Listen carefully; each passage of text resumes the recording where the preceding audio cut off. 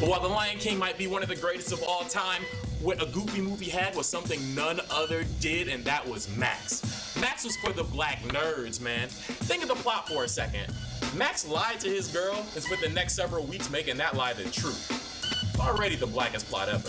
And there really wasn't an antagonist. The guys behind the popular website blacknerdproblems.com have a new book out that speaks to the blurred or black nerd in all of us. The website's creators and co-authors of the book, William Evans and Omar Hallman, join us live. Thanks for being with us.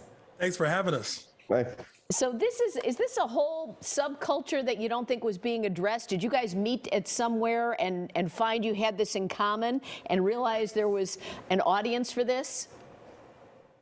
We met first, and then later on realized, yeah, we could do something together with this. Will likes the story better than I because it's embarrassing for me.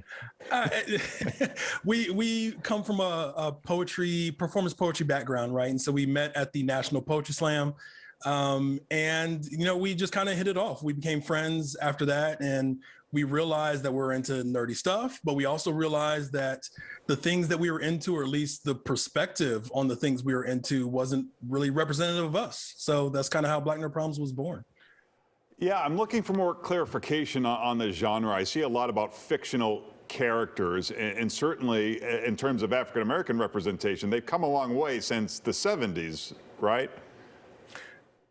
Yeah, I would say yes. I think the biggest challenge sometimes is the actual characters themselves. But for our function, we talk about the characters, but we also wanted to talk about like who talks about those characters, right? Like Exactly. What websites are they on? What, reviews of comics or movies, that kind of a thing. And I think on the kind of journalism coverage side of it was a little bit lacking for representation as well. I think that's kind of where we thought we came in. Talk about the impact that Black Panther had, and Chadwick Boseman in particular. Change the game. Change the game. Yeah. They're trying to say, because most of you are trying to say like, that was an all black cast really. And like, you can't say like it doesn't sell, right? So like, there is money here to be made as well. And people enjoy it. And when you give a character a story that's really great, it's gonna rock with everyone, not just a black audience. Everybody rocks with it. So I really there really was no mold to break, but it broke through. It's like, oh, look, this thing we were telling you all along, it is possible. Now do more of this, please. Right. Yeah. But it took decades to get there. Yeah. So what got us there?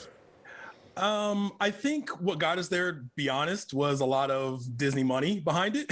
We're going to be very honest. I think these kind of stories and these kind of like these talented actors, directors, they've always been there. But I think the investment to say, Black Panther at the time was the most expensive Marvel movie made, right? Yeah, but Disney never would have put up the money for it even 10 years ago, let alone 30 years ago.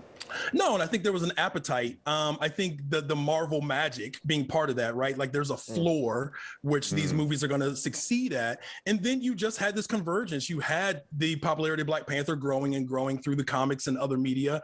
You had a director who had a reputation that was like could kind of do no wrong. And then you had all these performers that were been gaining fame, especially Chadwick, who have been doing these like biopics and different type of roles where it was like, okay, that's our Black Panther. Like we're going to put our trust in him. So I think it was some stars converging, but I also think it was just like the machine, it built up enough where it was hard for that thing to not succeed. And then it exceeded all these expectations anyway. No, you guys just don't talk about films. You talk about other things like gaming, like Mario Kart. You say Mario Kart reveals a lot about individuals. Explain that.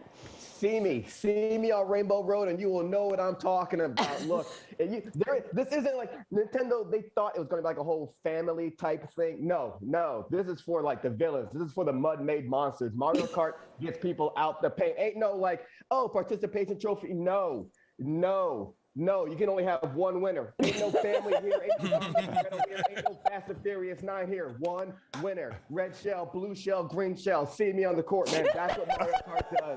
Sorry, I'm very passionate about my Mario Kart. You say Mario Kart is what you get from me. Will, you don't seem as passionate, or are you just letting Omar do his thing on this? I mean, I'm going to let Omar do his thing, but I'm also going to remind Omar that he kind of got whooped up on the last time a group of us were playing Mario Kart. Like, so his wife, Dimple, actually, I think, took the crown that night. Omar's pretty silent that night, so I'm going to let him get him off now. I'm going to let him get it off now. She's not here. I'll be talking the game when she's not here. She's I'll be talking now. Now, does your wife think you're super cool when you talk like this, or is she going, oh, no, not again? That's why she married me. Every pot has a lid, right? There you go. Well, guys, it's great to talk to you. For more, you can check out blacknerdproblems.com or follow them on Twitter and Facebook. And you guys have a book and a podcast, too? Yep, the book is out. The podcast is run by some really good folks, Mikkel Snyder, Keith Reed Cleveland, Victoria. They do a great job every week kind of breaking down nerd news from our perspective, and glad a lot of people is reaching a lot of people. Well, it's nice to talk to both of you. Thanks so much. Thank you. Thank you for having us. All right.